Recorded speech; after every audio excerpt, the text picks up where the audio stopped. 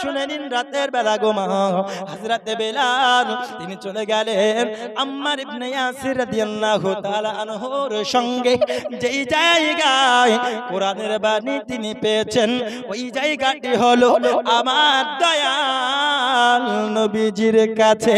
জোরে বলুন না সুবহানাল্লাহ। আমার নবীজি সাল্লাল্লাহু আলাইহি ওয়াসাল্লামের কাছে চলে গেলেন হযরতে বেলাল। যাওয়ার পরে বাবা আমার নবীর নূরানি চেহারাটি যখন দেখে হযরতে বেলাল তিনি যেন মনোমুগ্ধ হয়ে গেল। হযরতে বেলাল তিনি যেন খুবই খুশি হয়ে গেলেন। আমার নবীর মুখের বাণী হযরত বেলাল তিনি শোনার পরে রে বাবা তিনি আপনার বলতেছেন, ইয়া রাসূলুল্লাহ, ইয়া হাবিবাল্লাহ, নবীজি আমি বেলাল আপনার হাতে হাত দিয়া আমি বেলাল মুসলমান হতে চাই। ওগো নবীজি আপনি আমায় মুসলমান বানিয়ে নিন। হযরতে বেলাল তিনি বলছেন, ইয়া রাসূলুল্লাহ আপনি আমায় মুসলমান বানিয়ে নিন। এবার হযরতে বেলাল রাদিয়াল্লাহু তাআলা আনহু তিনি মুসলমান হয়ে গেলেন। আর মুসলমান যে হয়ে যাবে সে মুমিন মুত্তাকি হবে কি হবে? হবে। আর কখন হবে? যখন নবী সাল্লাল্লাহু আলাইহি ওয়াসাল্লামকে নিজের জান ও মালের থেকে বেশি ভালোবাসবে, ঠিক কি না? আর হযরতে বেলাল যখনই নবীর হাতে হাত দিয়ে মুসলমান হয়ে গেল তখন নিজের দিল, নিজের জান, নিজের সব কিছু নবীর নামে সঁপিয়ে দিয়েছে। জোরে বলুন সুবহানাল্লাহ। সুবহানাল্লাহ। আরো জোরে হবে না সুবহানাল্লাহ? সুবহানাল্লাহ। হযরতে বেলাল নিজের জানের থেকেও নবীকে ভালোবাসতে লাগলো। এইবার বেলাল রাদিয়াল্লাহু তাআলা আনহু তিনি আপনার নবীর কাছে হয়ে মুসলমান হয়ে আবার তিনি আপন কাজে ফিরে গেলেন। কার কাছে? উমাইয়ার কাছে, ঠিক না? উমাইয়ার কাছে ফিরে গেলেন। আব্বাজি আমার হযরতে বেলাল রাদিয়াল্লাহু তাআলা আনহু উমাইয়ার কাছে ফিরে যাওয়ার পরে কাজে লিপ্ত হয়ে গেল।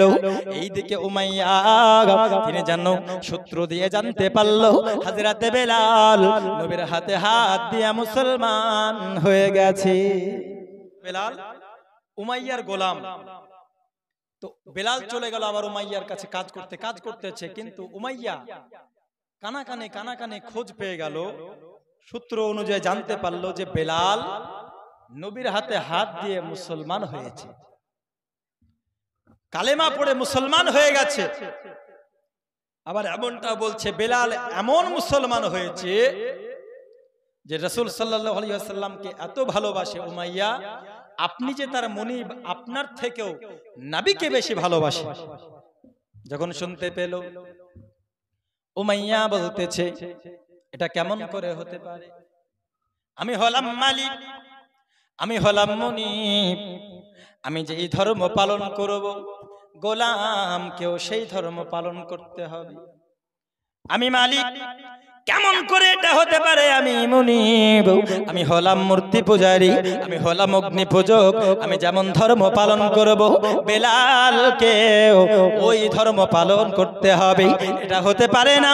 বেলাল যদিও মুসলমান হয়ে থাকে, আমি উমাইয়া আমি বেলালকে ইসলাম ছাড়িয়ে নেব, ইসলামকে ছাড়িয়ে দেব। এইবার বেলাল রাদিয়াল্লাহু তাআলা আনহুর কাছে আসার পরে উমাইয়া বলতেছে, গো বেলাল, আমি শুনলাম নাকি তুমি মুসলমান হয়ে গেছো, তুমি নবীকে ভালোবেসেছো, তুমি হাতে হাত দিয়ে কালেমা পড়েছো। ওগো বেলাল, তুমি আমায় বলো নাও আমি কি এটা সঠিক শুনেছি? হযরতে বেলাল রাদিয়াল্লাহু তাআলা আনহু বলে, হে আমার মালিক উমাইয়া, তুমি ভালো শুনেছো, তুমি ঠিক শুনেছো, আমি নবীজি তিনার হাতে হাত দিয়ে আমি মুসলমান হয়ে গেছি। উমাইয়া বলতেছে, গো বেলাল, এটা কেমন করে হতে পারে গো বেলাল? যার মালিক হবে অগ্নি পূজারী, তার চাকর হবে নবী মাননেওয়ালা, ইসলামকে মাননেওয়ালা, এটা কখনো হতে পারে না।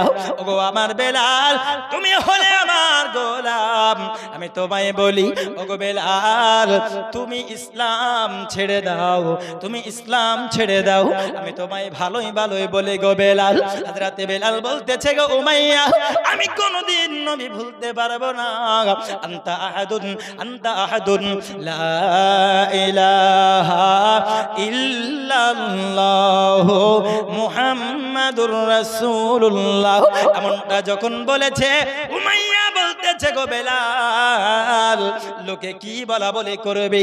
দেখো মালিক দেখে অগ্নি পূজারী, আর তার চাকর হলো নবী মাননেওয়ালা। কখনো হতে পারে না গো বেলাল। আমি তোমায় অনেক পুরস্কার দেব বেলাল, আমি তোমায় অনেক উপহার দেব। তুমি নবীকে ভুলে যাও, তুমি ইসলাম ছেড়ে দাও। সঙ্গে সঙ্গে বেলাল বলতেছে ওগো উমাইয়া, আমি নবী ভুলতে পারবো না। উমাইয়া বলতেছে গো বেলাল, তুমি যদি নবী না ভুলো বেলাল, আমি আঘাত করতে বাধ্য হব, আমি তোমায় আঘাত করতে বাধ্য হব, আমি তোমায় বড় সাজা দেব। বেলাল তিনি বলতেছে গো উমাইয়া, আমি বেলাল সব সাজা গ্রহণ করতে রাজি, কিন্তু নবী ভুলতে রাজি না।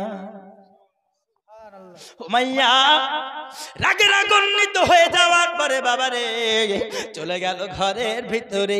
যাওয়ার পরে বাবা এমন একটি জুতা পরিধান করেছে, যেই খড়ম পরিধান করেছে বাবা, সেই জুতার আগায় ছিল তীরের মতো ছুঁচলো, আর নিজের দিকে বেঁকানো ছিল বাবা। ঢোকার সময় ঢুকে যাবে, আর যখন টানবে রে বাবা, যেন রক্ত মাংস সহ বেরিয়ে আসবে। ওই জুতা পরে হযরতে বেলাল রাদিয়াল্লাহু তাআলা আনহু কে একদিন নয়, দুই দিন নয়, 5 দিন ধরে বন্দী। হযরতে বেলালকে খেতে দেয় নাই, হযরতে বেলালকে পানি পান করতে দেয় নাই।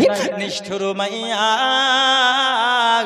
বেলালকে নবী ভোলানোর জন্য কত না সাজা দেয় রে বন্ধু।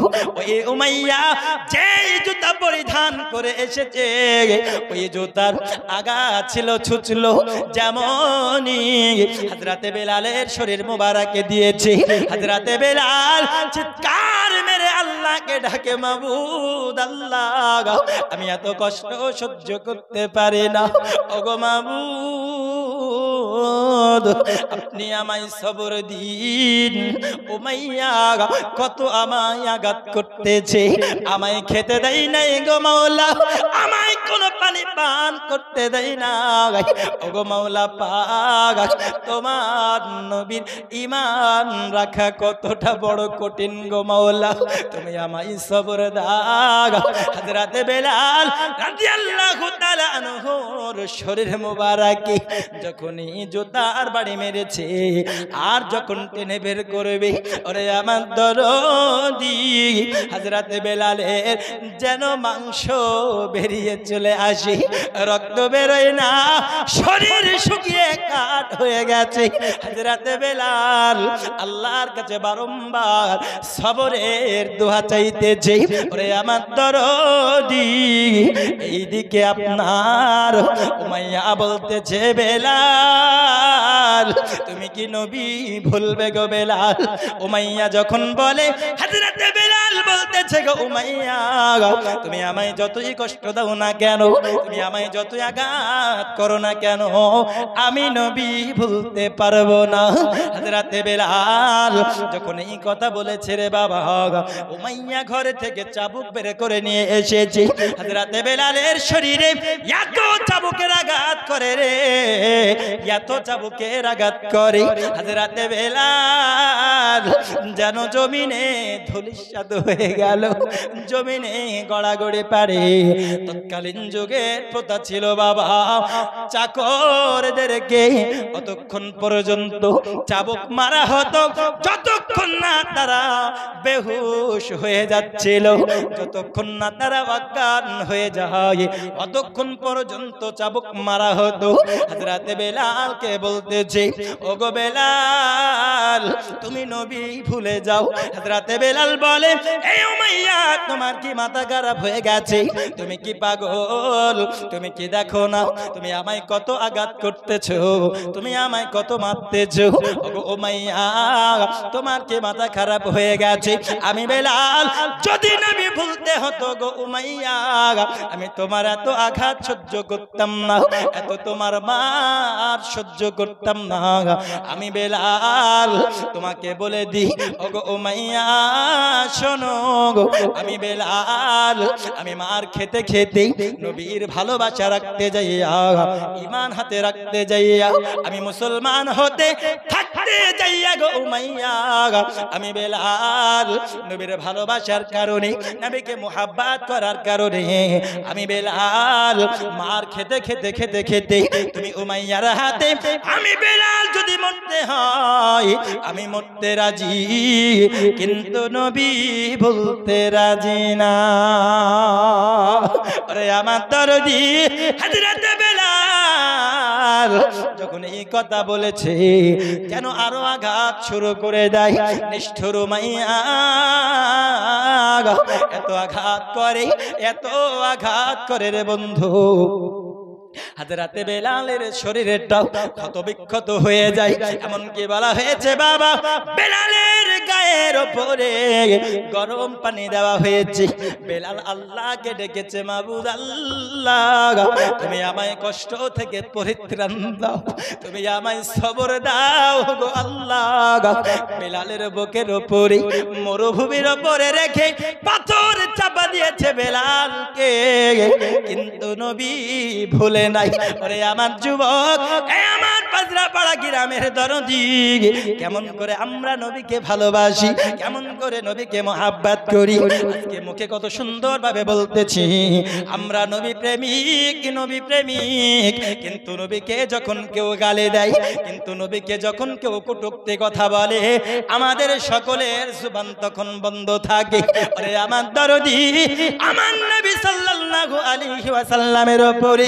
যদি বেলালের মতো ভালোবাসা থাকে তোমার অন্তরটা নবী পাকের অসম্মানে দাঁড়িয়ে যাবে তোমার অন্তরটা নবী পাকের গুস্তাখের উপরে রুখে দাঁড়াতে হবে আমার নবী পাককে এমন ভালোবাসো যেই ভালোবাসা তোমার জীবন চলে যাবে কিন্তু ভালোবাসা কমবে না ওরে আমার দরদি আমি আপনাদেরকে বলি বাবা এই বেলাল এত তাকে শরীরে ক্ষত বিক্ষত করে দিয়েছে আব্বাজি আমার নবী সাল্লাল্লাহু আলাইহি ওয়াসাল্লামের কাছে যখন খবর পৌঁছালো আমার নবী সাল্লাল্লাহু আলাইহি ওয়াসাল্লামের মুখটা যেন দুঃখিত অঝর নয়নে পানি বয়ে যায় কারণ তিনার হাবিব আমার নবীকে ভালোবাসনে ওয়ালা তিনার মাহবুব হযরত বেলাল তিনি এত কষ্টের মধ্যে রয়েছে আমার নবীজি সাল্লাল্লাহু আলাইহি ওয়াসাল্লামের মনটা যেন দুঃখ পেল অঝর নয়নে ঝরঝর করে যেন পানি বয়ে যায় হযরত আবু বকর সিদ্দিক বলতেছে ওগো নবীজি আপনার পদতলে আমার মা বাপ কুরবান হয়ে যাক ওগো নবীজি আপনি আমায় বলুন না গো নবীজি কোন বিষয় আপনাকে দুঃখিত করেছে কোন বিষয় আপনার মন খারাপ করেছে ওগো নবীজি আমি আবু বকর আমি আমার জীবন দিয়ে দেব তবু আপনি নবীর মুখে হাসি নিয়ে আসব গো নবী জোরে বলুন না সুবহানাল্লাহ সুবহানাল্লাহ বাবাজি সাহাবায়ে কেরামরা যেমন ভালোবেসেছেন নবীজিকে নিজের জান পেতে দিয়েছে কিন্তু নবীর প্রতি কোনো আঁচ আসতে দেয় নাই আরে আমার দরদি হযরত আবু বকর যখন বলতেছেন গো নবীজি কোন বিষয় আপনি দুঃখিত করেছে আমার নবী বলেন ওগো আবু বকর পারবে নাকি আমার নবীর মুখে হাসি ফোটাতে পারবে নাকি আমি নবীর মুখে আনন্দ নিয়ে আসতে ওগো আবু বকর যদি আমি নবীর মুখে হাসি ফোটাতে চাও তবে আমার গোলাম আমার উম্মাত আমার প্রেমিক বেলালকে আমার কাছে এনে দাও সুবহানাল্লাহ সুবহানাল্লাহ আমার বেলালকে আমার কাছে এনে দাও হযরত আবু বকর সিদ্দিক রাদিয়াল্লাহু তাআলা আনহুকে যখন নবী আমার বললেন হযরতে বেলাল, তিনি চলে গেলেন উমাইয়ার কাছে। যাওয়ার পরে বলতেছে, উমাইয়া, আমি তোমার গোলাম বেলালকে কেনার জন্য এসেছি। কিসের জন্য? বেলালকে কিনবে, কারণ গোলামদের মর্যাদা তৎকালীন যুগে ওই রকম, বুঝলেন, ওই রকম। ও যদি বেচতে চায় বেচবে, না বেচতে চায় না বেচবে। এইবার হযরত আবু বকর সিদ্দিক যখন গেলেন বেলালকে কেনার জন্য, উমাইয়া বেচতে রাজি হলো না। উমাইয়া বেচতে রাজি হলো না। হযরত আবু বকর সিদ্দিক রাদিয়াল্লাহু তাআলা আনহুর মনটা বড় বেজার, কারণ আমার নবীজি দো জাহানের বাদশা নবীজি, তিনি আমার বেলালকে পেলে খুশি হবেন, আর উমাইয়া বেলাল বিক্রয় করলো না। আমি কেমন করে আমার নবীর কাছে আমি যাব? আমি কেমন করে আমার নবীর কাছে আমি যাব? কারণ আমার নবী হয়তো আমার জন্য অপেক্ষায় রয়েছে। আমি আবু বকর, আমি হয়তো বেলালকে সঙ্গে নিয়ে যাব আমার নবীজির কাছে। আমি খালি হাতে যেতে পারবো না। আব্বা যে আমার হযরত বেলাল রাদিয়াল্লাহু তাআলা আনহুকে আবু বকর জানো খরিদ করতে চাইতেছে। হযরত বেলাল খরিদ করার জন্য আবু বকর উমাইয়াকে বলতেছে, গো উমাইয়া, তুমি কি চাইবে চাও, আমি আবু বকর তোমার গোলাম বেলালকে আমি খরিদ করে নেব, আমি কিনে নেব। যার বদৌলতে তুমি যদি আমি আবু বকর আমায় তুমি গোলাম বানিয়ে নাও, আমি গোলাম থাকতে রাজি, কিন্তু বেলালকে আমি নিয়ে যাব, কারণ আমার নবী চেয়েছে আমি বেলালকে নিয়ে যাব। ওরে আমার দরদি হযরত বেলাল রাদিয়াল্লাহু তাআলা আনহুকে কোন রকমের যেন উমাইয়া বেচতে চায় না। মনটা বড় ভারী, মনটা বড় বেজার। অধর নয়নে হযরত আবু বকর সিদ্দিক রাদিয়াল্লাহু তাআলা আনহু তিনি যেন গুটি গুটি পায় মনটা বড় বেজারের সহিত বাড়ির দিকে এগিয়ে যায়। আব্বা যে আমার হযরত আবু বকর রাদিয়াল্লাহু তাআলা আনহুর সঙ্গে যেন হযরত আব্বাস রাদিয়াল্লাহু তাআলা আনহুর সঙ্গে দেখা হলো। জোরে বলুন না সুবহানাল্লাহ। হযরত আব্বাস রাদিয়াল্লাহু তাআলা আনহু ইনি এখন ইসলাম গ্রহণ করেন, আর হযরত আব্বাস রাদিয়াল্লাহু তাআলা আনহু তিনি যখন যাচ্ছেন, আর আব্বাসের সঙ্গে উমাইয়ার একটি ভালো সম্পর্ক ছিল, কারণ উমাইয়ার বিবাহ হযরত আব্বাস রাদিয়াল্লাহু তাআলা আনহুর মাধ্যমে হয়েছে। এইবার যখন আব্বাস রাদিয়াল্লাহু তাআলা আনহু ইনি হচ্ছেন নিরপেক্ষ লোক, তো ইনি দেখতেছেন আবু বকরের মনটা খুব বেজার, দুঃখিত। বলতেছে কেন? তো হযরত আব্বাস, আমার নবী আমার কাছ থেকে চেয়েছিল বেলালকে, কিন্তু আমি আবু বকর বেলালকে আনতে যাইয়া খালি হাতে ফিরে এসেছি। বেলাল উমাইয়া বিক্রি করে নাই। আমি বলেছি যা চাইবে তুমি তাই আমি দেব, কিন্তু বেলালকে লইয়া যাইয়া আমি নবীর মুখে হাসি ফোটাবো। জোরে বলুন না সুবহানাল্লাহ। জোরে হবে না সুবহানাল্লাহ? সুবহানাল্লাহ। বেলাল কোরমতে বিক্রয় করলো না। হযরত আব্বাস রাদিয়াল্লাহু তাআলা আনহু তিনি বলতেছেন, ওগো আবু বকর, তুমি একটু ধরো, তুমি একটু সময় নাও, তুমি একটু থেমে যাও। আমি আব্বাস উমাইয়ার কাছে আমি যাব, যাওয়ার পরে আমি তাকে বলবো, যাওয়ার পরে আমি বেলাল যেন বিক্রি করে তার জন্য আমি বোঝাবো। হযরত আবু বকর তিনি মনে বড় একটি আশা বেঁধে নিলেন, এবং আব্বাস রাদিয়াল্লাহু তাআলা আনহু তিনি চলে গেলেন উমাইয়ার কাছে। যাওয়ার পরে বলতেছেন, ওগো উমাইয়া, তুমি বেলাল কেন বিক্রি করছো না? তুমি বেলাল কেন বিক্রি করতেছো না? তখন উমাইয়া বলে, ওগো আব্বাস, আমি কেমন করে বেলালকে বিক্রি করব গো উমাইয়া, কারণ বেলালের কোনো ত্রুটি নাই, বেলালের কোনো দোষ নাই, তার প্রতি আমার কোনো অভিযোগ নাই। বেলাল এমন একটি সুন্দর গোলাম, যে বেলাল তার কাজেও কোনো ত্রুটি নাই। এই বেলাল একাই 10 জন মুনিশের কাজ করে নাই। যে বেলাল কোনো মতে ফাঁকি দেয় না, ফাঁকি দেয় না। যে বেলালের কাজে কোনো ত্রুটি না। সুবহানাল্লাহ, সুবহানাল্লাহ। তবু সমসে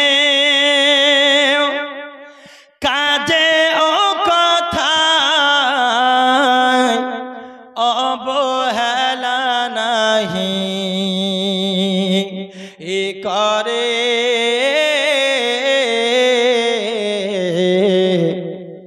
বলুন না সুবহানাল্লাহ, সুবহানাল্লাহ। আর আওয়াজ করে বলুন না ইয়া রাসূলুল্লাহ, ইয়া রাসূলুল্লাহ, দুই হাত তুলে বলুন ইয়া রাসূলুল্লাহ। ইয়া রাসূলুল্লাহ। হযরতে বেলাল কে বিক্রয় করতে বলার জন্য এইবার কে গেল? হযরত আব্বাস রাদিয়াল্লাহু তাআলা আনহু যাওয়ার পরে বলতেছেন, উমাইয়া কেন বিক্রি করো না? তো উমাইয়া এই বক্তব্য দেয়, কাজে কোনো দ্বিধা নাই, শুধু একটি দোষ, মুসলমান হয়েছে, নবীকে ভালোবেসেছে, নবীর হাতে হাত দিয়ে কালেমা পড়েছে, আমি এটা মেনে নিতে পারি না। তো হযরত আব্বাস রাদিয়াল্লাহু তাআলা আনহু বলছেন, উমাইয়া তুমি বেলালকে বিক্রি করে দাও, এতে তোমার দুটি ফায়দা হবে। কটি? দুটি ফায়দা হবে। কি? এক নাম্বার, তুমি বেলালকে ইসলাম ছাড়ানোর জন্য, নবী ছাড়ানোর জন্য আঘাত করেছো? বলছে হ্যাঁ। টর্চার করেছো? বলছে হ্যাঁ। এত মার মেরেছো, এত মার মেরেছি, এত মার মেরেছি, আর কিছু মারলে মনে হয় মরেই যাবে, এত আঘাত করেছে। আব্বাস বলছেন, উমাইয়া তুমি এত আঘাত করেছো, এত আঘাত করেছো, দেখা গেল আঘাত করতে করতে করতে করতে এক সময় মরে গেল। এক সময় যদি মারা যায়, তো হযরতে আব্বাস রাদিয়াল্লাহু তাআলা আনহু উমাইয়াকে বলছে কি, দুটো ফায়দা হবে। তুমি দেখা গেল মারতে মারতে মারতে মারতে মেরেই ফেললে, লোকে কি বলা বলি করবে যে দেখো উমাইয়া একজন গোলামকে মারতে মারতে মেরে ফেলেছে, একটা দুর্নাম হবে। তো তুমি দুর্নামের হাত থেকে বেঁচে যাবে। আর দ্বিতীয় উপকার, তুমি বেলালের পরিবর্তে তুমি যা চাইবে আবু বকর তোমাকে তাই দেবে। তুমি একজন বেলালের যা দাম তার থেকে তোমাকে দ্বিগুণ দেবে, কারণ তার প্রয়োজন। তো তুমি দুর্নামের হাত থেকেও বেঁচে যাবে, তোমার ফায়দাও বেশি হবে। তো এইবার কি করলো? উমাইয়া বলতেছে ঠিক আছে, তাহলে রাত্রেবেলায় আমি আমার বিবির সঙ্গে আলোচনা করে তোমায় সিদ্ধান্ত জানাবো। বুঝলে? বইয়ের ভয় শুধু এই জগতে না, তৎকালীন যুগেও ছিল। বুঝলে? বড় বড় বাদশারা, বড় বড় হুকুম দেনেওয়ালারাও স্ত্রীদেরকে ভয় করেছে। হ্যাঁ, তো কি বলছে উমাইয়া, রাত্রিবেলায় স্ত্রীদের সঙ্গে আলোচনা করব, করার পরে বলবো। তো আলোচনা করার পরে সিদ্ধান্ত নিল বেলালকে বিক্রি করে দেবে। জোরে বলুন সুবহানাল্লাহ।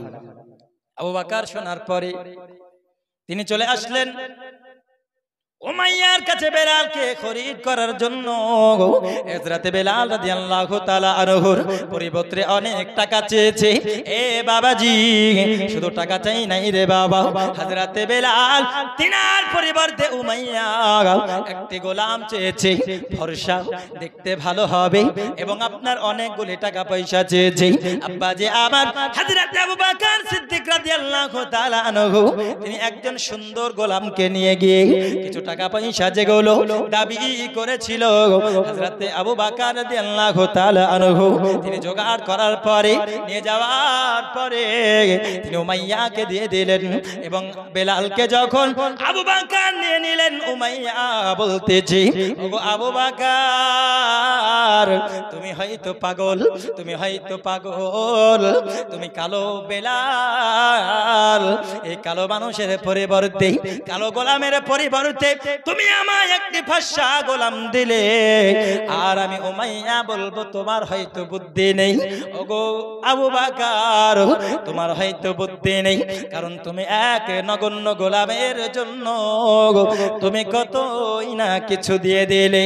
ওগো আবু বকর, তুমি হেরে গেছো। সঙ্গে সঙ্গে বাবা আবু বকর বলতেছে, গো উমাইয়া, বেলাল হতে পারে অতি কালো, কিন্তু মনটা তার অতি প্রতি ভালো, কারণ তার মনে দয়াল নবীর ভালোবাসা রয়েছে। জোরে বলুন না সুবহানাল্লাহ। সুবহানাল্লাহ। উমাইয়া আমি আবু বকর কোন মতে হারে নাই গো উমাইয়া, বরং তুমি পরাজয় স্বীকার করেছো। ওগো উমাইয়া, ওই বেলাল যতই কালো হোক না কেন, যার অন্তরে নবীর ভালোবাসা রয়েছে, নবীর মুহাব্বত রয়েছে, পৃথিবীর জমিনে ও রাতের মতো যদিও কালো হয়, কাল হাসরের ময়দানে ওই বেলালের মর্যাদা আমার আল্লাহর কাছে, আমার নবীর কাছে বেশি মর্যাদা। জোরে বলুন না সুবহানাল্লাহ। রে বাবা, আবার এই বেলাল এত আমার নবীকে ভালোবেসেছেন। হযরত আবু বকর বেলালকে লইয়া তিনার বাড়িতে গেলেন। যাওয়ার পরে বাবা তিনি খাওয়া দাওয়া করালেন। গোসল বানানোর পরে হযরত আবু বকর তিনি বলতেছে, গো বেলাল গো, তুমি আরাম করো, কাল সকালবেলা যখন হবে আমি তোমায় নবীর কাছে নিয়ে যাব। রাতে বেলাল বলেন, এ আবু বকর তুমি করো না, কালকে করো না, আমার নবীর কাছে তুমি আমায় আজকে নিয়ে চলো, কারণ আমি আমার ভালোবাসার নবী তাকে না দেখে আর থাকতে পারি না। আমি আমার নবীকে দেখব, আমি বেলাল আমি আমার নবীকে দেখতে চাই। হযরত আবু বকর তিনি বেলালকে লইয়া নবীর কাছে চলে এসেছে। আব্বাজি আমার নবীজি সাল্লাল্লাহু আলাইহি ওয়াসাল্লাম যখন একটু দূরে রয়েছে বাবা, হযরত বেলাল রাদিয়াল্লাহু তাআলা আনহু কে যখন দেখেছে, আমার নবীজিকে দেখেছে বেলাল, আমার বেলাল নবীজিকে সালাম দিয়ে দিলেন, আসসালামু আলাইকা ইয়া রাসূলুল্লাহ। আমার নবী সালামের জবাব দিয়েছেন। হযরত বেলাল জিজ্ঞাসা করতেছেন, ওগো নবী আপনি কি ভালো আছেন? হাল যখন অবস্থা জানলো, আমার নবী বলতেছে, ওগো বেলাল গো, তোমাকে উমাইয়া কত কষ্ট দিয়েছে গো বেলাল, কত মারেছে, কত আঘাত করেছে, তোমার শরীর ক্ষত বিক্ষত করে দিয়েছে। ওগো বেলাল, আমি নবীজি তোমায় জিজ্ঞাসা করব তুমি কেমন আছো, নচেৎ তুমি আমায় জিজ্ঞাসা করতেছো। ওগো আমার বেলাল, তুমি আমায় কেমন ভালোবাসো আমি বুঝতে পেরেছি, যে ভালোবাসা তুমি বেলাল আমি নবীর কাছে কবুল হয়ে গেছে। হযরত বেলালকে আমার নবী বলতেছেন, বেলাল রে তোমার শরীর কেমন আছে আমায় বলো। হযরত বেলাল বলতেছে, ওগো নবীজি উমাইয়া আমায় চাবুকের আঘাত করেছে, উমাইয়া আমায় খড়ম দিয়ে মেরেছে, উমাইয়া আমায় কত না কষ্ট দিয়েছে। ওগো নবীজি আবার আমার শরীর ক্ষত বিক্ষত হয়ে গিয়েছিল গো নবী, কিন্তু আমি যখন আপনাকে দেখেছি, আপনায় যখন দর্শন করে নিয়েছি, আপনার যখন দিদার আমি বেলাল পেয়ে গিয়েছি, আমার শরীরের সমস্ত ব্যথা বেলালের দূর হয়ে গেছে। সুবহানাল্লাহ। আমি বেলাল আমার যন্ত্রণা আর, কারণ আমি আমার নবীকে পেয়ে গেছি। বেলাল সেইখান থেকে রাসূল সাল্লাল্লাহু আলাইহি ওয়াসাল্লামের কাছে থাকতে লাগলো। অনেক কথা, বক্তা হাজির হয়ে গেছেন, বলুন সুবহানাল্লাহ। দরদি গো হযরতে হামহামা ডাক দিল, গো আমার স্বামী আপনি আসুন না, আজ এক থালায় আমরা খাবো, একসাথে শোবো, মধুর গল্প করব। হামহামা উরফে কবিতরীর ডাকে হযরতে রেবা চলে গেলেন ঘরের ভিতরে। এই হলো প্রথম রাত্রি, বাদশা আপনার এই হলো প্রথম রাত্রি। হামহামা আর রেবা একসাথে যেন রাত্রি জাগ্রত রাত্রি অতিবাহিত করলো, ওই রাত্রি কাটালো, ওই রাতে তাদের মধুর মিলন হলো। মহান আল্লাহ পাক আল্লাহ তাআলা হামহামাকে গর্ভবতী বানিয়ে দিলেন।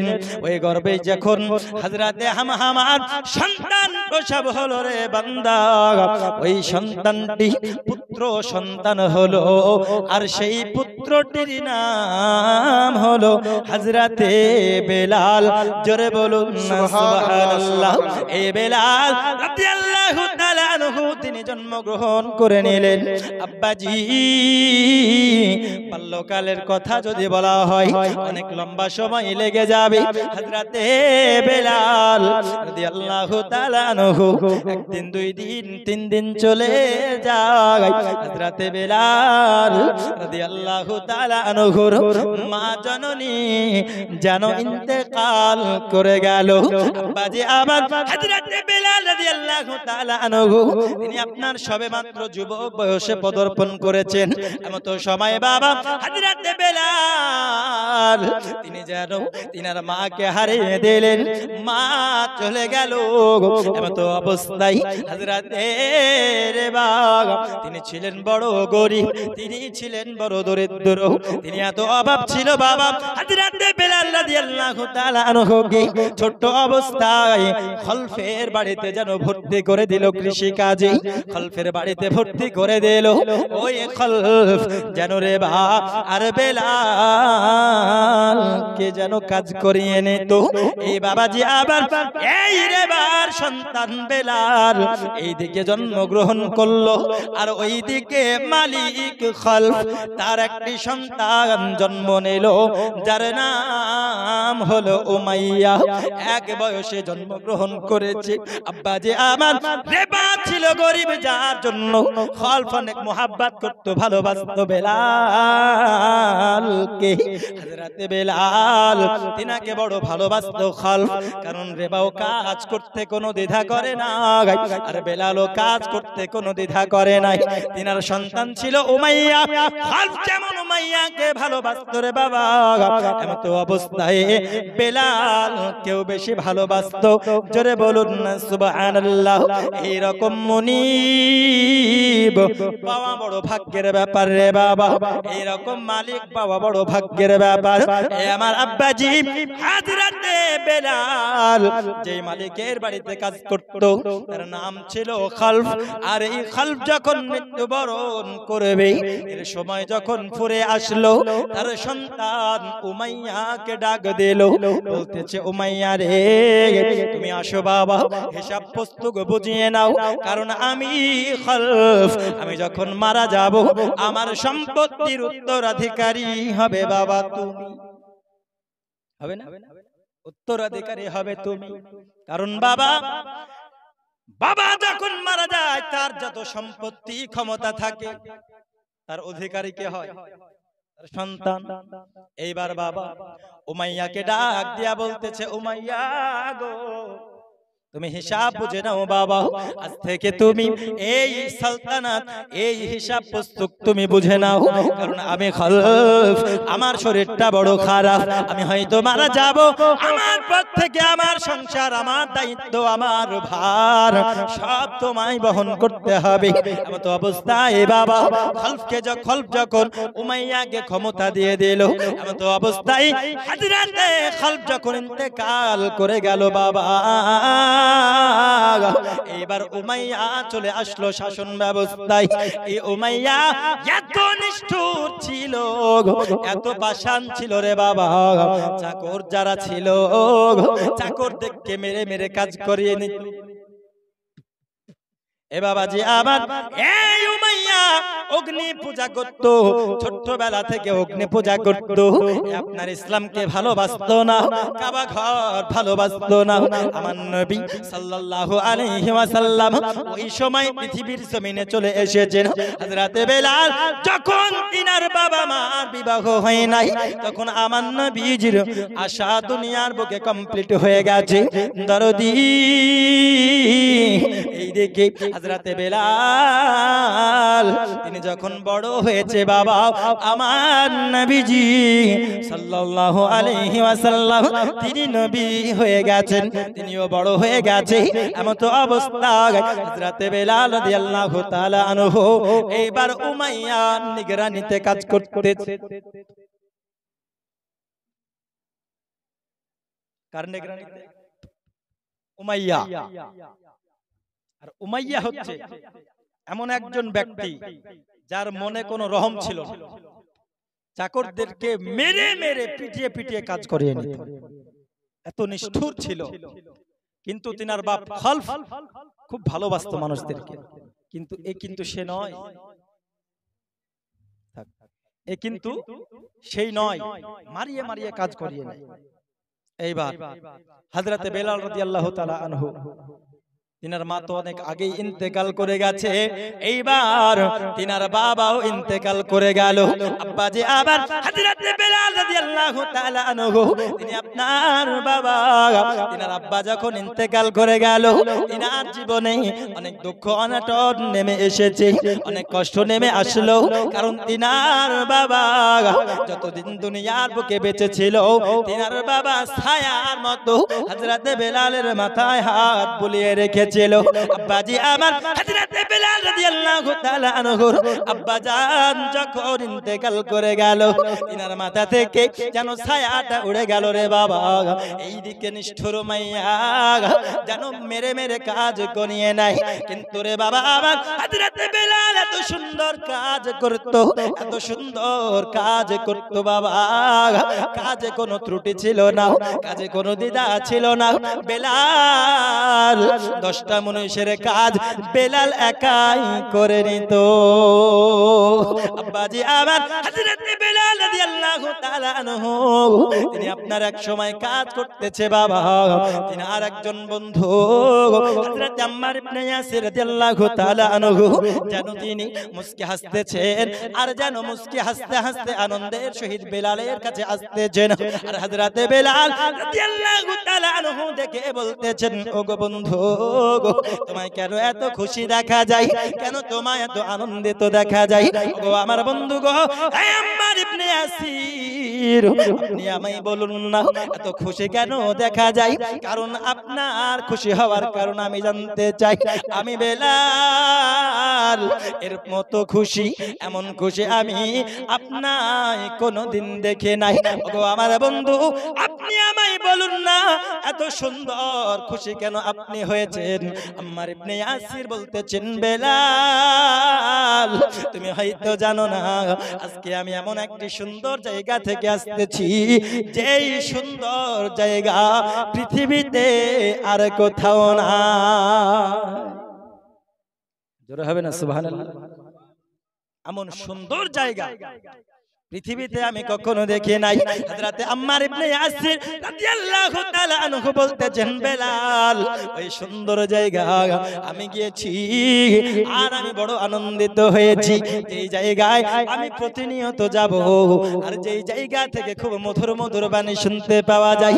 হযরতে বেলাল বলতেছেন, এই আমার বন্ধু আপনার ইবনে ইয়াসির, তুমি আমায় বলো না, আমি বেলাল তোমায় জিজ্ঞাসা করতেছি, এমন সুন্দর জায়গায় তুমি গিয়েছিলা বলতেছো, তবে আমায় বলো ওইখানে গিয়ে তুমি কি পেয়েছো?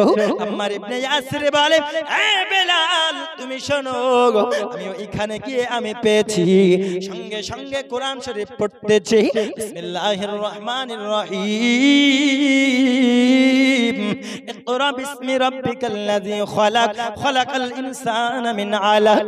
আব্বাজি আবার সূরা আলাক যখন তেলাওয়াত করে নিল আম্মার ইবনে ইয়াসির, হযরতে বেলাল যখন মধুর বাণী কোরআন শোনার পরে যেন মনোমুগ্ধ হয়ে গেল, মনে বড় আনন্দিত হয়ে গেল, তিনি হয়রান হয়ে গেল। তিনার বন্ধুকে বলতেছে, এই আমার বন্ধু আম্মার ইবনে ইয়াসির, তুমি আমায় বলো না এত সুন্দর বাণী আমি এর পূর্বে কখনো শুনি নাই। আরে আমার বন্ধু, আমি এত সুন্দর বাণী আমি এর পূর্বে কোনোদিন শুনি নাই, তুমি কি আমায় আবার শোনাবে? হযরত আম্মার ইবনে ইয়াসির তিনি আবারও সূরা আলাক তেলাওয়াত করলেন। আবারও বেলাল বলতেছে, আমি বেলাল আমি আবারও তোমার কাছে শুনতে চাই। আবারও তিনার বন্ধু পাঠ করলেন। আবারও বেলাল বলতেছে, আবার বলো। আব্বাজি আমার হযরত বেলাল রাদিয়াল্লাহু তাআলা আনহু বলতেছে, ও আমার বন্ধু, আমি এত সুন্দর বাণী এর পূর্বে কোনোদিন শুনে নাই। ওরে আমার বন্ধু, আমি বেলাল, আমি এক ছন্দ যদি বারংবার বলি হয়তো কেউ শুনতে চাইবে না। আমি এক গজল যদি বা দ্বিতীয়বার পাঠ করি কেউ হয়তো শুনতে চাইবে না। কিন্তু আমি বেলাল, আমার এমন এক মধুর বাণী আমি বেলাল শুনেছি, যেই বাণী আমি বেলাল যতই শুনতে চাই ততই আরো মধুর লাগে, যতই আমি শুনি ততই আরো শুনতে মন চায়, যেন শুনে মন ভরে না। আমি বেলাল, তোমায় আমি বলতেছি গো বন্ধু, এত সুন্দর জায়গাতে তুমি কি আমায় নিয়ে যাবে, যেই জায়গায় এত সুন্দর বাণী পাওয়া যায়, যেই জায়গায় এত সুন্দর কথা পাওয়া যায়। আমি বেলাল ওই জায়গায় যেতে আমি ইচ্ছুক। ওরে আমার দরদিরা, ও আমার পাজরা পাড়া গিরাবের আমার আব্বাজিরা গো, আমার ভালো করে বুঝুন বাবা, ওই কাবা ঘর ধ্বংস করতে এসেছিল বাদশা আবরাহা। আল্লাহর কাবা ঘর আল্লাহই রক্ষা করে নিল, এমনকি বাদশা আবরাহাও ধ্বংস হয়ে গেল। এইবার যুদ্ধের ময়দানে যে সব সামানগুলো থাকে, কথা বুঝলেন, যে সব সামানগুলো থাকে, একজন ব্যক্তি এসেছে। কেন? কারণ যুদ্ধ শেষে যে সব তলোয়ার, ঢাল, ভালাগুলো থাকে, যে সব ভালাগুলো থাকে, এগুলা যে যারা যুদ্ধ করলো তারা পেয়ে যায়, কথা বুঝলেন, তারা কিন্তু পেয়ে যায়, নিয়ে নেয়। আর এখানে সরাসরি কার যুদ্ধ হচ্ছে? আল্লাহর সঙ্গে সরাসরি কাফের। এনে দ্বিতীয় পক্ষ আল্লাহ। এবার আল্লাহ এসে তো অস্ত্র টস্ত্র নেবে না, একজন ব্যক্তি আসছে তলোয়ার অস্ত্র কিছু পাবো বলে আশা করে আসছে, খুব গরিব মানুষ। আসার পরে তিনি যাহা কিছু নেওয়ার নিলেন, এবং একজন মহিলা দেখছে ঘোড়াতে চড়ে আসতেছে টকটক আর কান্না করতেছে, বলছে কে মা তুমি, কে তুমি? তখন বলতেছে হুজুর আমি হলাম বাদশা আবরাহার নাতিশ পুত্রী, নাম আমার হামহামা উরফে কবিতরি। আমি বাদশা আবরাহার সঙ্গে আমি এসেছিলাম কাবা ঘর ধ্বংস হওয়ার দৃশ্য দেখতে। হুজুর কাবা ঘর তো ধ্বংস হলো না, বরং বাদশা আবরাহা ধ্বংস হয়ে গেল। বাদশা আবরাহা ধ্বংস হয়ে গেল। এখন আমি বাড়ি যাব কি করে? আমি কোথায় যাব? কার কাছে যাব? আমি কোনো রাস্তা পাই না। সঙ্গে সঙ্গে ওই ব্যক্তি হামহামাকে নিয়ে চলে গেলেন তিনার নিজের বাড়িতে। যাওয়ার পরে রে বাবা, ওই বাদশা আবরাহার পুত্রী হামহামা কবিতরি তিনাকে নিয়ে যাওয়ার পরে বাবা, তিনি তিনার বিবিকে বললেন, বিবি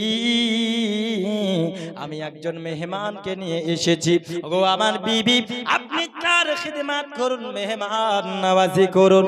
আমি চলে গেলাম আমার প্রয়োজনীয় কাজ কর্ম সারতে।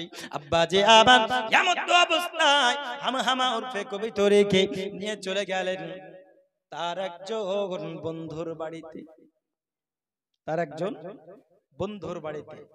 আর সেই বন্ধুটা ছিল উমাইয়ার বাপ খলফ। কে ছিল? উমাইয়ার বাপ খলফ। আর খলফ ছিল এমন একজন ধনাঢ্য ব্যক্তি যার বাড়িতে প্রায় অনেক মানুষ চাকরি করত।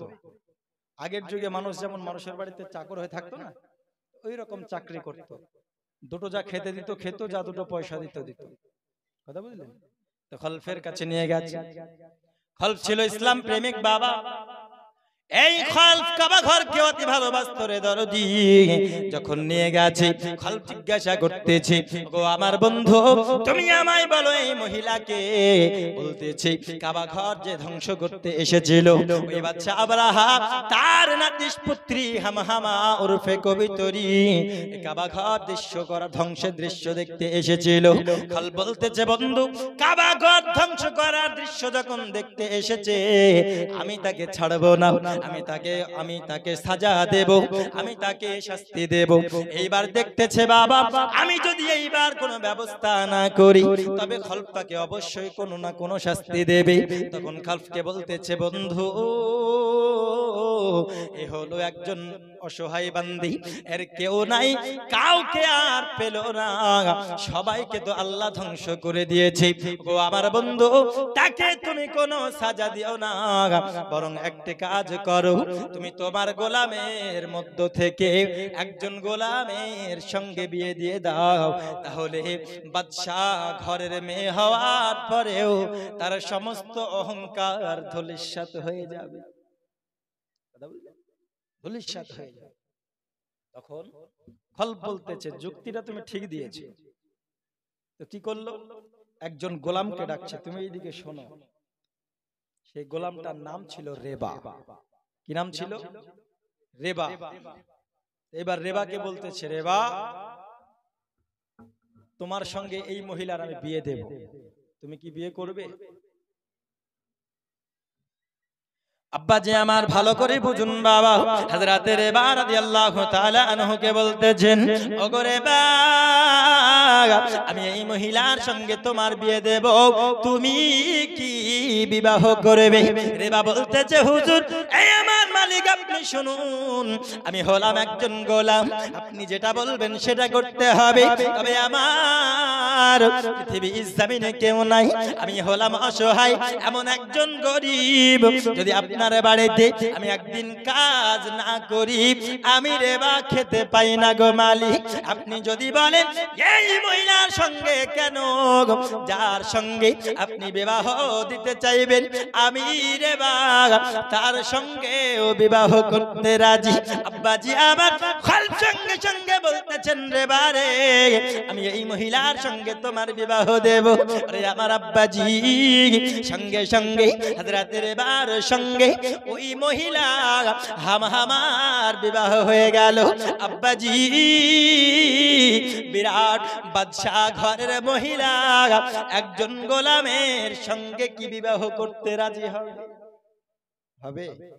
কেউ রাজি হবে না, কিন্তু উপায় নাই, ওই তৎকালীন যুগের কথা, যার কাছে গোলাম থাকবে যেমন ভাবে তেমন পারবে ইউজ করতে।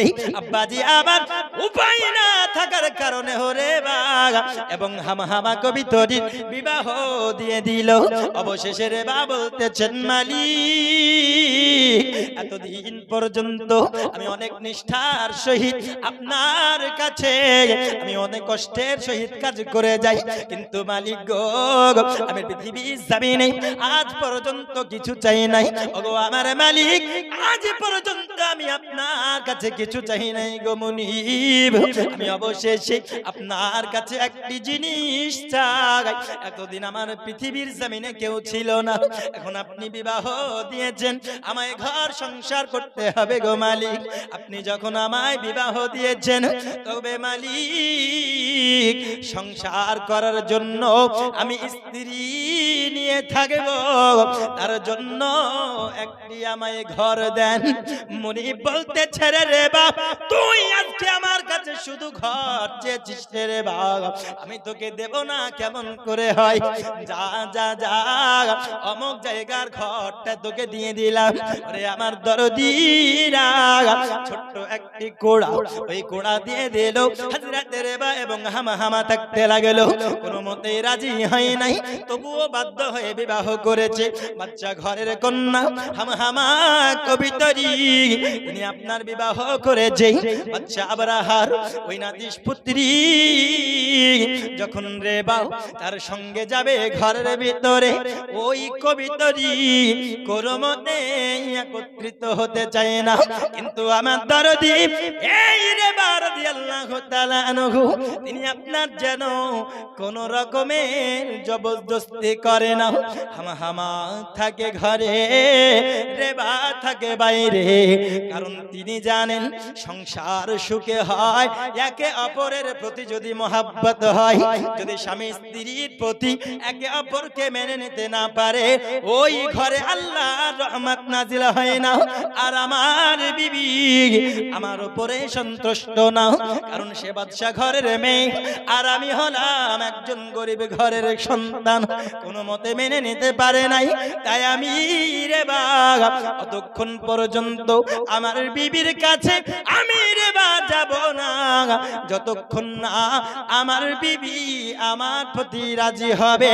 জোরে বলুন না সুবহানাল্লাহ, সুবহানাল্লাহ। কত সূক্ষ্ম চিন্তা ভাবনা। অতক্ষণ আমি আমার বিবির কাছে আমি যাব না, যতক্ষণ না আমার বিবি আমার প্রতি রাজি হচ্ছে। তাই স্বামী থাকে বাইরে আর স্ত্রী থাকে ঘরে। আজকালের এই যুগ আছে,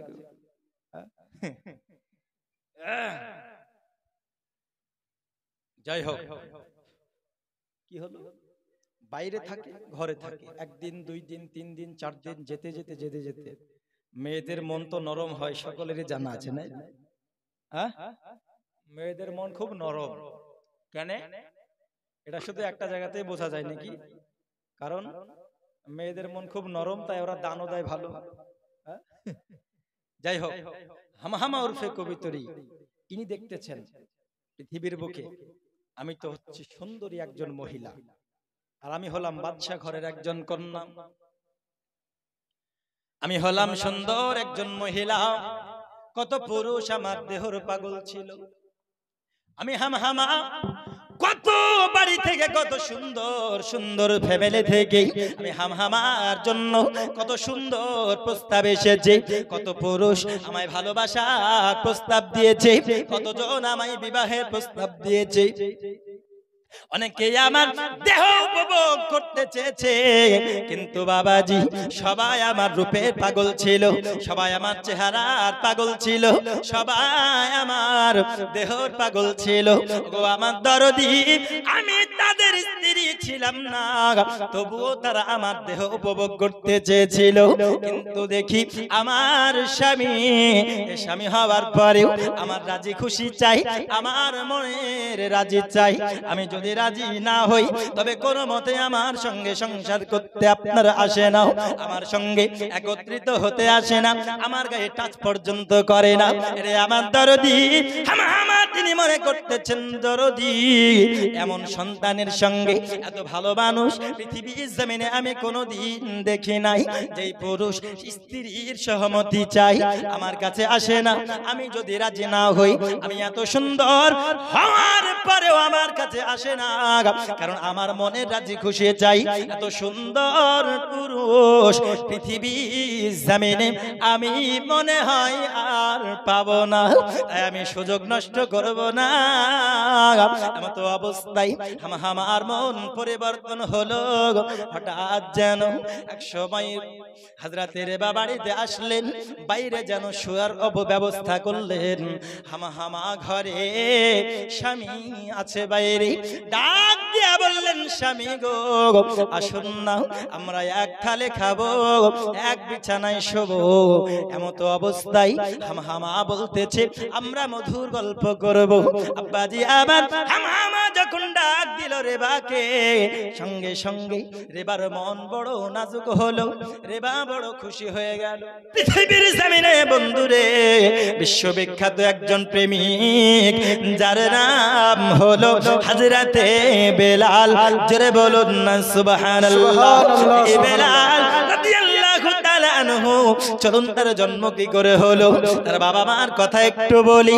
আপনারা হয়তো শুনেছেন, সূরা ফিল পড়েছেন, বিসমিল্লাহির রহমানির রহিম। ألم تر كيف فعل ربك بأصحاب الفيل। আল্লাহ বলছেন, হাবিব আপনি কি দেখেন নাই আমি হাতিওয়ালাদের কি অবস্থা করেছিলাম? আমি আপনাদেরকে বোঝাতে চাই বাবা, হযরতে বেলাল বিশ্ববিখ্যাত একজন নবী প্রেমিক, যার কথা শোনার প্রয়োজন আছে। কারণ পৃথিবী ইসলামী নেই, আমরা মুসলমান, সবার দরকার হযরতে বেলালের মতো নবীকে ভালোবাসা। এই বেলালের জন্ম কি করে হলো? এই বেলালের বাবা মা কে ছিল? এরে আবার বাবাজিরা একটু ভালো করে বুঝুন বাবা। ওই সূরা ফিল, যাতে আল্লাহ বলেছেন হাবিব গো আপনি কি দেখেন নাই আমি হাতিওয়ালাদের কি অবস্থা করেছিলাম? এই হাতিওয়ালাদের কথা থেকে মহান আল্লাহ পাক আল্লাহ তাআলা বোঝাতে চেয়েছেন কাবা ঘর ধ্বংস করার জন্য কাফের বাদশা আবরাহা এসেছিল কাবা ঘর ধ্বংস করতে। তাদের অবস্থা আমার নবীকে কি দেখেনি জিজ্ঞাসা করতেছে। এই বাদশা আবরাহা কাবা ঘর ধ্বংস করতে এসেছিলেন যখন আমার নবী দুনিয়ার বুকে আসার 55 দিন পূর্বে। জোরে বলুন সুবহানাল্লাহ। সুবহানাল্লাহ সুবহানাল্লাহ। কয়দিন? 55 দিন। এখনো নবী আসেন নাই, কিন্তু আল্লাহ কি বলছেন, এ হাবিব আপনি কি দেখেননি যে আমি কি করেছিলাম? তাহলে নবী আল্লাহ এই কথা এইভাবে বলছেন, আপনি কি দেখেননি? আপনাকে যদি আমি জিজ্ঞেস করি, আপনি এখন এখানে জালসা শুনছেন, কাল সকালে আমি যদি জিজ্ঞেস করি আপনাকে, আপনি কি কালকে জালসা শোনেননি? তার অর্থ কি দাঁড়াবে? আপনি শুনেছেন, তাই না? তো আল্লাহ নবীকে জিজ্ঞেস করছেন এইভাবে, এ নবী আপনি কি দেখেননি? তার মানে নবী দেখেছেন না দেখেন নাই? দেখেছেন। দুনিয়ার বুকে নবী এখনো আসেন নাই, 55 দিন বাকি আছে। নবী আমার মায়ের গর্ভ থেকে হাতিওয়ালাদের অবস্থা দেখেছেন। জোরে বলুন সুবহানাল্লাহ। সুবহানাল্লাহ সুবহানাল্লাহ। ওগো আমার হাবিব আপনি কি দেখেন নাই কি হয়েছিল বাবা? বাদশা আবরাহা আপনার গির্জা ঘর তৈরি করেছিল, মুসলমানদের কাবা ঘর, সকল মুসলমানকে একে আসে তওয়াফ করে যায়, তওয়াফ করে কাবা ঘর। বাদশা আবরাহা প্রতিহিংসায় জ্বলতে থাকে, প্রতিহিংসায় জ্বলতে থাকে। আব্বাজি আবার বাদশা আবরাহা করলো কি? একটি গির্জা ঘর তৈরি করলো। ও মনে মনে ভাবলো সবাই কাবা ঘর বাদ দিয়ে আমার গির্জা ঘর তওয়াফ করতে আসবে। সুন্দরভাবে গির্জা ঘর তৈরি করলো, খুব সুন্দরভাবে তৈরি হয়ে গেল। কিন্তু বাবাজি আবার আল্লাহ পাক আল্লাহ তাআলার কি কুদরত, মানুষ কেউ যেন অত সুন্দর গির্জা ঘরে ইবাদত করতে যায় না। আল্লাহর কালো কাবা ঘর সবাই যেন তওয়াফ করতে আসেন। জোরে বলুন সুবহানাল্লাহ। বাদশা আবরাহা রাগে রাগান্বিত হয়ে গেল। এবার যে আমার এই বাদশা আবরাহা প্রতিহিংসায় জ্বলতে লাগলো, বলতেছে আমি এত সুন্দর করে কাবা ঘরের বদৌলতে আমি গির্জা ঘর তৈরি করেছি, আমি কত টাকা ব্যয় করে আমার গির্জা ঘর আমি তৈরি করেছি, কিন্তু আমার কোন মানুষ এই গির্জা ঘর কেউ যেন ইবাদত করতে আসে না। সবাই কালো কাবা ঘর, ওই কাবা ঘর তওয়াফ করতে যায়। মনে বড় হিংসা হলো, এ আমার দরদি। ওই সময় হয়েছিল কি? বাদশা আবরাহা যখন গির্জা ঘর তৈরি করেছিল, মক্কা মুকাররমা থেকে ওই গির্জা ঘরে যাইয়া একজন বান্দা আপনার কি করেছিল? যেন একজন বান্দা রাতারাতি যাইয়া ওর গির্জা ঘরে পায়খানা করে দিয়েছে। কি করেছে? পায়খানা করে দিয়েছে। বাদশা আবরাহা যে গির্জা ঘর তৈরি করেছিল, একজন ব্যক্তি হযরতে আব্দুল মুত্তালিবের গোত্রের মানুষ, এ রাতারাতি গিয়ে পায়খানা করে দিয়েছে। সকালে উঠে সকলে হয়রান, বলছে আমাদের ইবাদত খানায় গিয়ে পায়খানা করলো। তথ্য সূত্রে জানতে পেল মক্কা নগরীর আব্দুল মুত্তালিবের গোত্র থেকে একজন ব্যক্তি যেন পায়খানা করে গেছে। এ আমার বাবাজিরা, বাদশা আবরাহা যখন এটি শুনতে পেল, সঙ্গে সঙ্গে বাবাজি চলে আসলো মক্কা নগরীতে রওনা দিয়েছে। হস্তি বাহিনী লইয়া, হাতির দল, সমস্ত হাতির দল লইয়া, সেনাবাহিনী লইয়া মক্কা নগরীর দিকে রওনা দেয়। আব্বাজি আমার হযরতে বেলালের আব্বা এবং আম্মার বিবাহ কেমন করে হলো আমি আপনাদেরকে বলবো। এই বাদশা আবরাহার গির্জা ঘরে যখন মক্কা নগরী নগরী থেকে পায়খানা করে দিল তার গির্জা ঘরে। বাদশা আবরাহা সঙ্গে সঙ্গে বাবা হস্তি বাহিনী লইয়া মক্কা নগরীর দিকে এসেছে। আব্বাজি আবার এই বাদশা আবরাহা মক্কা নগরীর কিছুক্ষণ পূর্বে একটু জঙ্গলের দিকে তাঁবু টাঙ্গিয়েছে এবং তার সিংহাসন রয়েছে, ওই সিংহাসনে বসে রয়েছে। আব্বাজি আবার মক্কা নগরীতে যত কাবিলা ছিল, যত গোত্র ছিল বাবা, সকলে যেত মেষ চড়াতে, কেউ যেত বাকরি চড়াতে, ছাগল চড়াতে। যারা যেত মক্কা নগরীর হযরত আব্দুল মুত্তালিবের কুরাইশ বংশগোত্রের আব্বাজি আবার 100 উট ওই বাদশা আবরাহা বন্দী করে নিয়েছে। শুধু তাই নয় রে বাবা, যারা আপনার রাখাল ছিল সকলের ছাগল যেন বন্দী করে নিয়েছে। হযরত আব্দুল মুত্তালিবের কাছে যখনই খবর চলে এসেছে, আব্দুল মুত্তালিব আপনি চলুন, আপনি কাবা ঘরের মুতাআল্লি, আপনি কাবা ঘরের রক্ষক, আপনার প্রতি হিংসা করে, আপনার প্রতি জুলুম করার জন্য বাদশা আবরাহা চলে এসেছে হাতি লইয়া আমাদের উট এবং আমাদের ছাগল বাদশা আবরাহা বন্দী করে রেখেছে। আব্বাজি আবার হযরত আব্দুল মুত্তালিব রাদিয়াল্লাহু তাআলা আনহু সঙ্গে সঙ্গে তিনি লেবাস পরলেন, মাথায় পাগড়ি পরলেন, পরার পরে তিনি চলে গেলেন বাদশা আবরাহার দিকে। যাওয়ার পরে বাবা বাদশা আবরাহা যখন দেখতেছেন বাদশা আবরাহার যে তাঁবু টাঙানো ছিল তার বাইরে দুটো হাতি রাখা ছিল। ওরে আমার আব্বাজি হযরত আব্দুল মুত্তালিব এমন একজন সম্মানজনীয় ব্যক্তি ছিল যিনি কাবা ঘরের মুতাআল্লি, তিনি এমন কোন ব্যক্তি নন, তিনি হলো আমার আখিরে নবী জনাবে মুহাম্মাদুর রাসূলুল্লাহ সাল্লাল্লাহু আলাইহি ওয়াসাল্লামের দাদা জান। জোরে বলুন সুবহানাল্লাহ। সুবহানাল্লাহ। আবার বাদশা আবরাহার গোত্রের বাইরে, খেমার বাইরে দুটো হাতি রাখা ছিল। হযরত আব্দুল মুত্তালিব যখন তিনি যাবে হাতি দুটো দেখে বাদশা আবরাহার যে হাতি দুটো ছিল ওই হাতি দুটো যেন আব্দুল মুত্তালিবকে দেখেছে।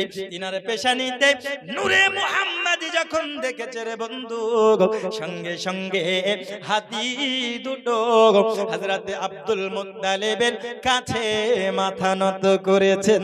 জোরে বলুন সুবহানাল্লাহ, সুবহানাল্লাহ। কি করেছে? পশু হাতি হযরত আব্দুল মুত্তালিবকে চিনতে পারলো, কারণ তিনার পেশানিতে নূরে মুহাম্মাদি ছিল। আর আজকালকার কিছু মানুষ যারা আমার নবীকে চিনতে পারলো না, ঠিক কি না? ওরে আমার বাবাজি হযরত আব্দুল মুত্তালিব রাদিয়াল্লাহু তাআলা আনহু তিনি চলে গেলেন বাবা খেমার ভিতরে, তিনি চলে গেলেন তাঁবুর ভিতরে। বাদশা আবরাহা তিনি একটি বিরাট বড় সিংহাসনে ছিল, বিরাট বড় তিনার একটি উঁচু জায়গা ছিল। বাদশা আবরাহা কাফির হওয়ার পরেও বাবারে তিনি হযরত আব্দুল মুত্তালিবকে যখন দেখেছেন, তিনি তিনার সিংহাসন থেকে সম্মানের জন্য নেমে গেছে, সম্মানের জন্য নেমে গেছে। কেন? কারণ এ হচ্ছে কুরাইশ বংশের লোক, আর কুরাইশ বংশের সম্মান তৎকালীন সময় মক্কা নগরীতে এত সুনামধন্য, এত সুনামধন্য আপনার ছিল, সেই বংশ গোটা বিশ্বে ছড়িয়েছিল যে কুরাইশ বংশ হলো ভালো, খুব সুন্দর এবং খুব সুশীতল একটি বংশধর। জোরে বলুন সুবহানাল্লাহ। সুবহানাল্লাহ। যেই দেখতো সেই কিন্তু সম্মান করতো হযরত আব্দুল মুত্তালিবকে। হযরত আব্দুল মুত্তালিবকে দেখার পরে বাদশা আবরাহা বলতেছেন, ওগো আব্দুল মুত্তালিব আপনি এসেছেন আমার কাছে, আপনি হয়তো বলবেন ওগো আব্দুল মুত্তালিব আপনি হয়তো জানছেন আমি কাবা ঘর ধ্বংস করব, কারণ আমার গির্জা ঘরে গিয়ে পায়খানা করেছে, আমার গির্জা ঘরে যাইয়া মল ত্যাগ করেছে আপনার গোত্র থেকে কেউ যাইয়া, আমি হস্তি বাহিনী লইয়া এসেছি, আমি বাদশা আবরাহা আমি তোমার কাবা ঘর ধ্বংস করব। ওগো আব্দুল মুত্তালিব আমি বুঝতে পেরেছি তুমি আবেদন করবে, ওগো বাদশা আবরাহা তুমি কাবা ঘর ধ্বংস করো না, আমি আব্দুল মুত্তালিব তোমার কাছে আবেদন করব, এমনটা হয়তো তুমি বলবে। বাদশা আবরাহাকে বলতেছে, আব্দুল মুত্তালিব বলে ওগো বাদশা আবরাহা আল্লাহর কাবা ঘর যার কাবা ঘর তিনি রক্ষা করবে গো আবরাহা আমি এসেছি আমার 100 উট ছাড়িয়ে নিতে যাদের ছাগল তুমি বন্দী করে রেখেছো আমি ছাগল বকরি ছাড়িয়ে নিতে এসেছি ওগো আবরাহা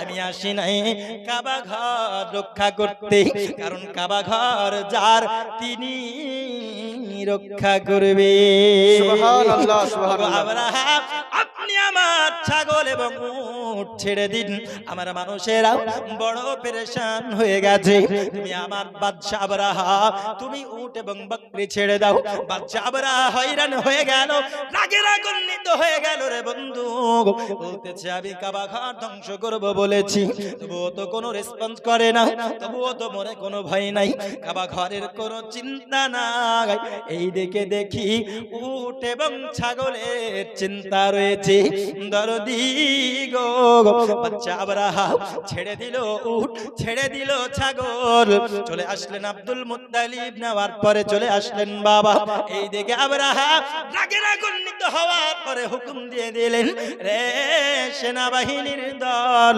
তোমরা চলো বস্তি বাহিনী লইয়া চলো কাবা ঘর ধ্বংস করতে হবে কাবা ঘর ধূলিসাৎ করতে হবে এ বাবাজি এই ঘটনাটা ঘটতেছে আমার নবীজির দুনিয়ার বুকে আসার 55 দিন পূর্বে কতদিন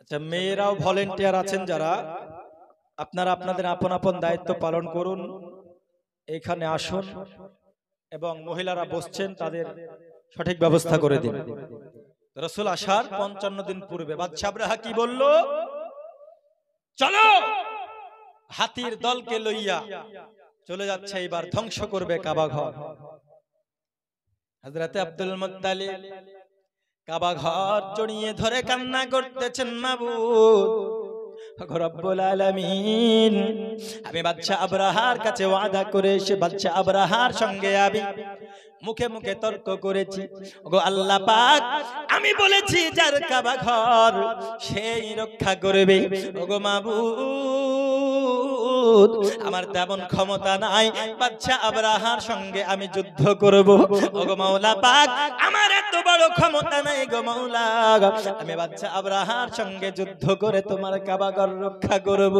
ওগো মাওলা পাক তোমাকেই তোমার কাবা ঘর রক্ষা করতে হবে এমনটা ধরে ধরে আল্লাহর কাছে হযরত আব্দুল মুত্তালিব তিনি কান্না করতেছেন বাবা তিনি কান্না করতে করতে করতে করতে বাদশা আবরাহার দল চলে আসলো মক্কা নগরীর কাবা ঘরের কাছে যখন হাতিদেরকে বলল চলো তোমরা চলো কাবা ঘর ধ্বংস করতে এগিয়ে চলো হাতিদেরকে এত মারে বাবা তবু হাতি যেন কাবা ঘর ধ্বংস করাতে এগোয় না জোরে কন্না সুবহানাল্লাহ কারণ পশুরাও বোঝে পশুরাও জানে আল্লাহর কুদরত পশুরাও খোদাকে চিনে পশুরাও নবীকে চিনে কোনটা ঠিক কোনটা বেঠিক পশুদেরও বোঝার ক্ষমতা আছে দরদি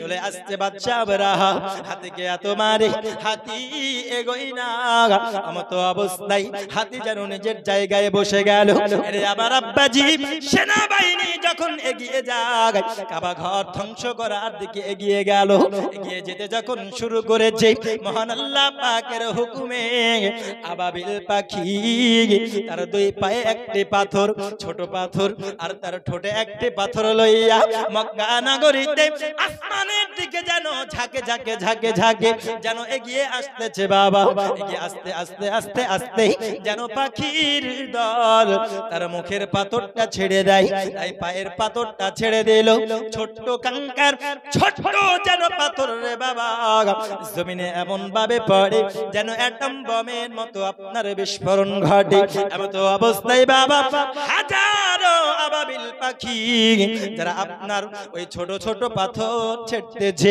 এমতো অবস্থায় ধূলিসাৎ হতে হতে হতে হতে বাচ্চা আব্রাহা তার যত সেনাবাহিনী ছিল রে বাবা সবাই যেন ধূলিসাৎ হয়ে গেল। শুধু তাই নাই রে বাবা, আবাবিল পাখি যেই পাথর নিক্ষেপ করেছিল ওই পাথরের আযাবে, ওই পাথরের গজবে হে বাবাজি বাচ্চা আব্রাহা পর্যন্ত ধ্বংস হয়ে গেল।